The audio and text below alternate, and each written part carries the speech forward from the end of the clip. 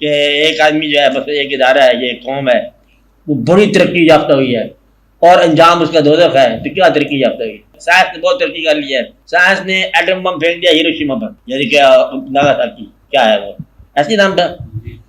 अच्छा, अब उसके अंदर सुना है कि पता पीसा भी मर गया थे, कितने मर गए थे, कितने मरे थे? लाखों इंसान मरे। यानी कि एक साइंस का शोबा, साइंस ने फ्रिज बनाया है, साइंस ने एयर कंडीशन बनाया है, साइंस ने नेकी बनाई, अस्पताल, एक मरीज की जान बचाने के लिए साइंस 20 महीने ऑपरेशन करती रही है और बड़ी बड़ी दवाइयों की नुस्खा याद करती रही है, और जब साइंस ने गिरवट लिया है तो लाखों इंसान मिनट में बर्बाद कर दिए। इसलिए ये साइंस की तरक्की जो है, तरक्की भी नहीं है।